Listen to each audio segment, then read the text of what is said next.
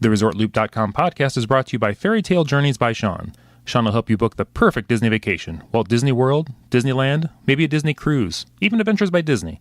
Let Sean take the stress out of booking your next vacation. Mention ResortLoop.com for a special gift. Contact Sean at mouseworldvacations.com. That's mouseworldvacations.com for a free, no-obligation quote. He'll even make your ADR reservations for you. Let's roll the open. Please stand clear of the doors. Por favor, manténganse alejado de las puertas. Ladies and gentlemen, this is our final boarding call, and the doors will be closing soon.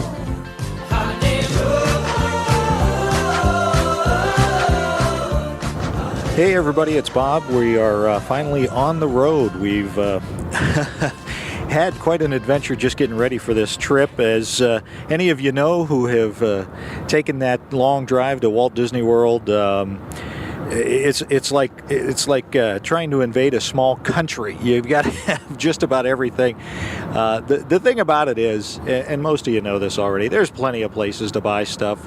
We stress and worry about all the things that you have to get and have to plan for trips like this, and yet when you get there, there's always a Walmart or a Target or a Walgreens or a Rite Aid or something that's not all that far from your destination. So anytime that you're going to Walt Disney World, definitely there's plenty of places. If you forget something at home, you're good to go. So you reach that point like we did today. It was like, all right, we've packed about as much as we can pack. Let's go. We got to get on the road.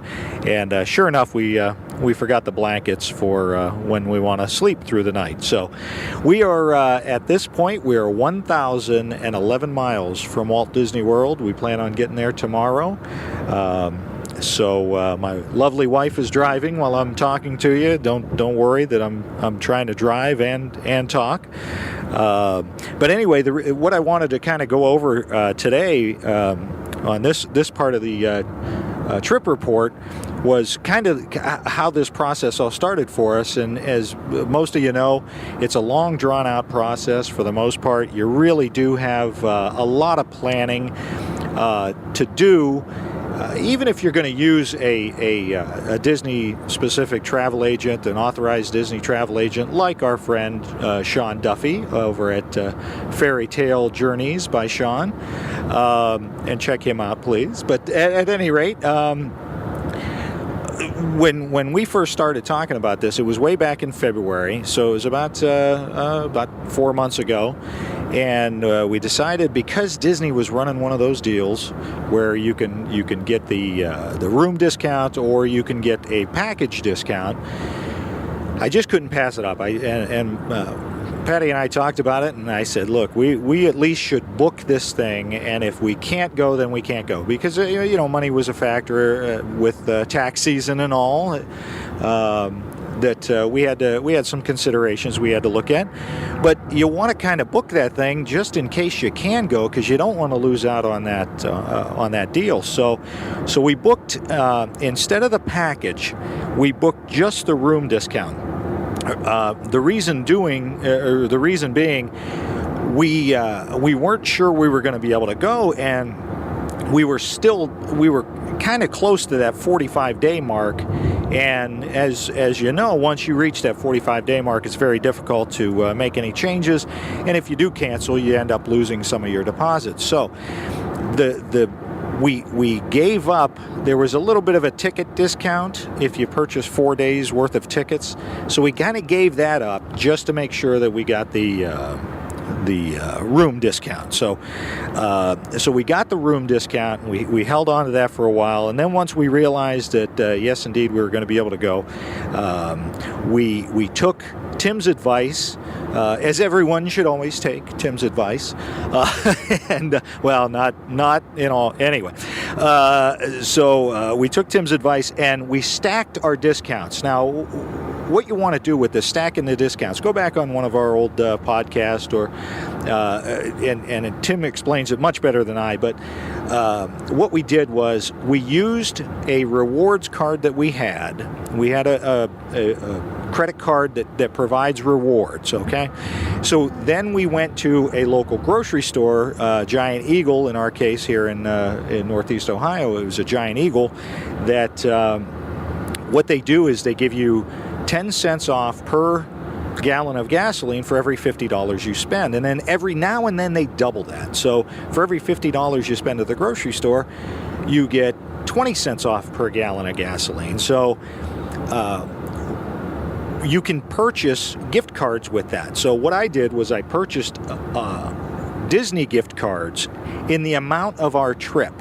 Now, I didn't have the cash at the time, so I did like many people. I put it on a credit card, but instead of just giving Disney the credit card, I bought through Giant Eagle and the gas rewards program that they have, I bought the amount of gift cards that I needed, the dollar amount with the credit card. So now I've used my rewards on my credit card.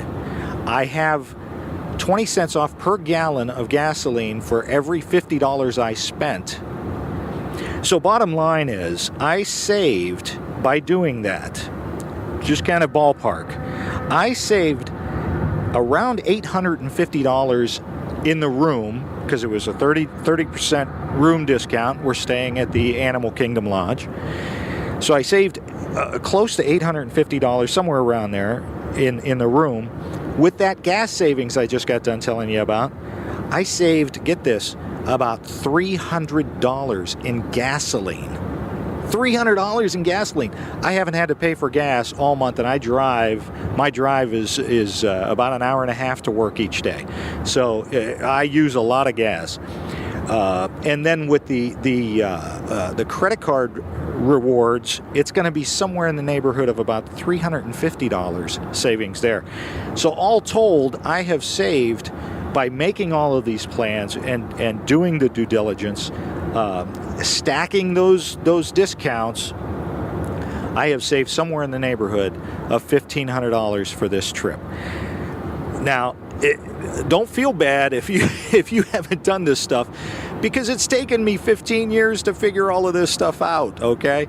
And talking to fellow Disney crazies like Tim to come up with this stuff, because and be fully honest here, the very first trip we took 15 years ago with my wife and daughter, I paid rack rate at the beach club. So, don't feel bad if you've paid a lot more than that and haven't saved a lot, because it does take a lot of time. It takes a lot of experience, and you kind of learn how to put all that stuff together. So take a look at those stacking. Take a look at whatever discounts are available. Take a look at credit cards that are available. Sometimes they're mileage. Like I said in the previous podcast, at one point we were able to stay for a week at Pop Century for nothing because of the credit card discount, the Disney Visa card.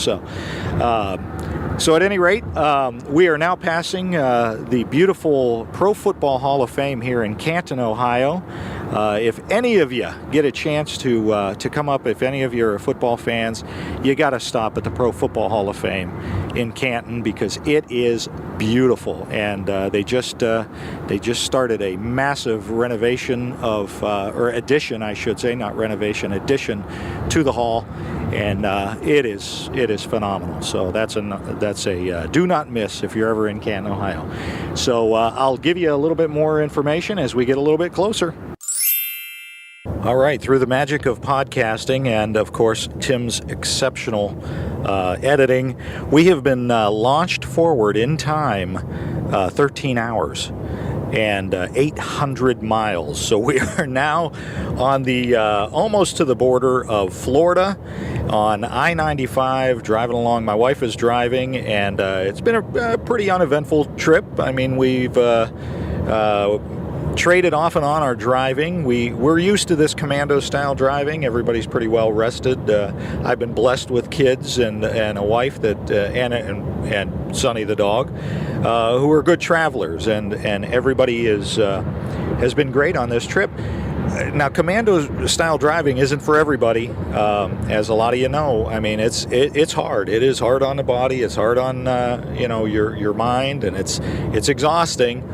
But we've been doing this for a long time. So I know Tim is a commando-style driver. He can do it. His family's good at that. Not everybody can do that. So, know your limitations. Know what your family's capable of doing and what you can do on any type of road trip like this. We're very excited. Can't wait. We're only 3 hours away from Walt Disney World. Our first plan of action is going to be to drop Sunny off at the Best Friends Pet Resort, which I'll have a trip report just on that, letting you know how that goes. And keep in mind, if you're planning on bringing a pet to Florida, big tip, not everybody knows this. We've traveled with Sunny to Florida before, and one of the biggest things that they'll tell you in Florida is don't leave your pet in the car, for obvious reasons. I mean, it gets hot in Florida, and anytime you leave your car locked up, it gets brutally hot inside the car, as most of you know if you've gone back to your rental car or your car in one of the Disney parking lots. It's brutal. So you want to make sure you don't ever leave a dog in the car, mostly for the health and safety of your pet. But the other side of that is Florida law is they will break your windshield or window to get that animal out of your vehicle, and it's a $5,000 fine, I believe. So you want to make sure if you're bringing a pet to Florida, make sure you're prepared to not leave that pet in the car. So don't think you're going to be able to go into a restaurant and have lunch or dinner while that animal's sitting in that car, because we all know it gets upwards into the 170 degree range in a vehicle. When it's left in this kind of Florida sunshine. So anyway, that's why our first plan of action is gonna hit the pet resort and drop Sunny off, get him all situated, and then it's off to the Animal Kingdom Lodge. Hopefully we'll be able to check in early, and if not, of course we packed a second bag with just our swimsuits and that. So we're gonna spend most of the day just hanging out by the pool, recovering from our long drive. So if you're a commando style driver, you know what I'm talking about.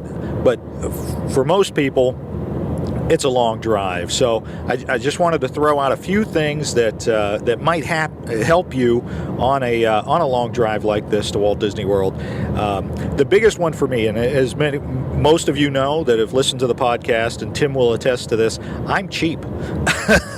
I'm always looking for the deal. I'm always looking for that way to save some money. So one of the big ones that I always use every time I've come down here is a website. It's very well known. It's GasBuddy.com. And what Gas Buddies does is it will tell you the cheapest gas prices around you.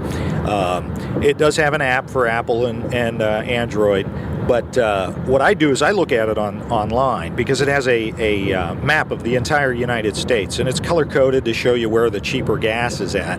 And you can actually follow along whatever your route is, 95, 77, 75, whatever your route is down to Florida. You can follow that down with the map and see what the gas prices are all the way down. Now, in my case, I found that gas in Wytheville, Virginia was very inexpensive compared to at home. The example being, I paid $3.89 at home in Ohio, and Wytheville I paid $3.15. So there's a 70 plus cent savings. Just kind of keeping an eye on what the gas prices were. My next stop for gas was Columbia, South Carolina, which had cheap gas as well. So good little tip there. You want to save a little bit on gas as you're driving down to Florida. If you're making that trip in your car, that's a good way to check to see what the gas prices are going to be, so you're not hit with that sticker shock before you go. The other thing that I really love, and I use this daily in my commute to work, it's an app that is, again, for Android and Apple. It's called INRIX. INRIX is the website, or is the app. And what it does is it gives you real-time traffic flow. So it helps you avoid any kind of congestion, any kind of traffic issues that may be ahead of you on your commute. I know we used it when we visited some family in Georgia last year, and it was invaluable around the Atlanta area because Atlanta just gets crazy with traffic, and we were able to avoid most of the traffic. Now, it's not 100% because it's based upon how many people are using it, but check that out. It's a great little app. Might even just help you throughout your normal commute in and out. There are other ones. Check those out. It really doesn't matter which one you use, but I use INRIX. It seems pretty good for me. And then finally, if you're not a commando-style traveler and you don't want to have to make this 15, 16, 17-hour drive all the way to Florida, you want to be able to stop. It becomes tough because you don't know what kind of hotel you're getting into, and many of you probably already know this website. It's a well-known website, but it's fantastic, and I love this thing. I look at it just because it's cool to see how people rate things. It's called TripAdvisor, and it's a website, TripAdvisor.com, and there's an app for your smartphone as well. And TripAdvisor is fantastic because it gives you reviews from people who have used that hotel or that service. It's also for different things you can do in that area, different touristy type things that you can do in that area, and restaurant reviews. So it's not your typical travel expert review. It's whoever's used that service. They review it. Everybody. I've reviewed a couple of hotels that we've stayed at when we went on that long cross country, and it's great because a lot of times the travel companies, like an example, AAA, they always rate the hotels and that, and restaurants. Sometimes they'll give it a 3-star based upon their expert opinion, and there's nothing wrong with their expert opinion, but don't you want to have the opinion also of people that actually are going there and know it and go there a lot? So sometimes they'll give it like a 3-diamond on AAA, but the people reviewing it might give it a 4-diamond, or they might actually only give it a 2-diamond. So it might have been rated a little bit higher when AAA was there, but maybe it's not so good. Whether that's a restaurant, a tourist attraction, or a hotel, and it was fantastic for us because we would always consult TripAdvisor to see what the hotels were up ahead for us to stay, because that way we were staying at a very nice place as opposed to, who knows, it looks okay on the outside. We'll take our chance. You don't really have to take a chance when you're doing your homework. So that goes along with the whole trip planning portion of that. And I'll have our trip review of our pet resort, dropping Sunny off at the pet resort, and my experience at the Animal Kingdom Lodge check-in coming up right after this. This is, don't blink or you're going to miss it. I see you blinked, and now it's the next day. Only Tim and Albert Einstein can handle time travel like this. No, actually, we got in last night, and, like most Disney trips, it's going by way too fast already. Dropped Sunny off over at the Best Friends Pet Resort. It went very smoothly. Great people over there. Very, very nice. The building, the facilities are beautiful. The kennel itself, the areas where the dogs are, at least the one that we got for Sunny, kind of small. So I'm going to hold off on how I feel about that as the trip goes on. We're going to go check on Sunny today and see how he's doing. It seems nice, but they're not as big as the ones that we have back at home. So I'm going to reserve my comments on that until after the trip, see how Sunny does. With an animal, you got to kind of see how they respond, afterwards, because see if they're the same or happy. I know the pet resort we take him to up in Ohio, he never wants to leave. So we'll see how that goes at the end of the trip. But we got into, immediately came over to Animal Kingdom Lodge and checked in, smooth check-in, had no problems there other than the room wasn't quite ready yet, so they said, we'll send you a text and let you know. The problem with sending the text was I use a phone provider that has very limited availability here or signal quality in the Animal Kingdom Lodge, so I never received the text, but not a big deal. We ended up going down to Mara for lunch. Fantastic meal. Everybody ate very well down there at Mara. I had the African stew, and it was fantastic. I got to tell you, it was delicious. After that, we went up back up to the desk and asked if our room was ready. They said, "Yeah, it's ready. You can head on up there." And I had requested for the first time we got bunk beds for the kids, so. That was my only request. We got a standard view with bunk beds. That's what I had reserved. So we got up to the room, and they were gracious and wonderful and upgraded us to a Savannah view at no additional charge with the bunk beds, and everybody is just thrilled.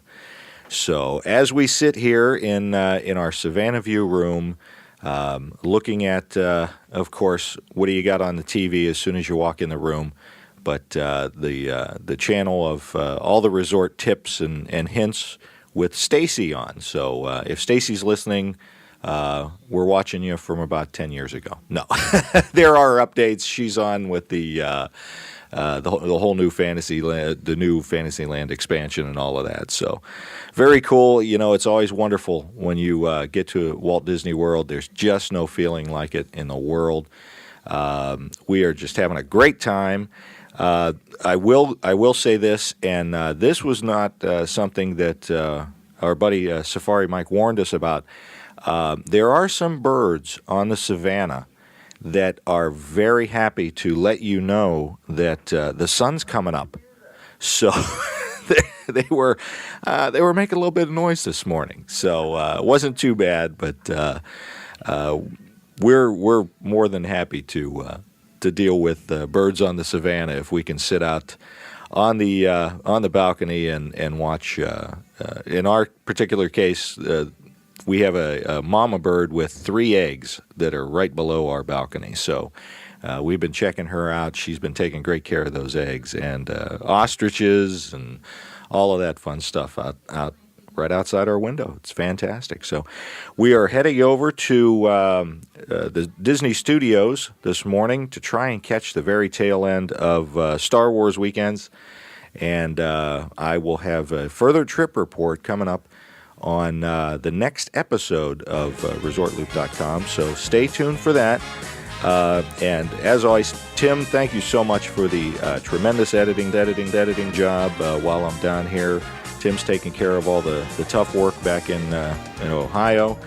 And for everybody listening, thanks again. Don't forget, check us out, ResortLoop.com, Facebook /ResortLoop. I'll have some pictures up there. I've already posted some pictures of the trip. Follow Tim on Twitter. He's ResortLoop Tim. I'm ResortLoop Bob on Twitter. And don't forget to rate us on iTunes. So for Tim Scott, I'm Bob Collar. See you, everybody.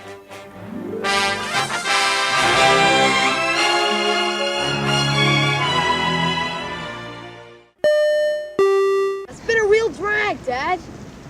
Maybe we can try it some other time. Wally World's overrated anyway. What do you think? Well, I'll tell you something. This is no longer a vacation. It's a quest. It's a quest for fun. I'm gonna have fun, and you're gonna have fun.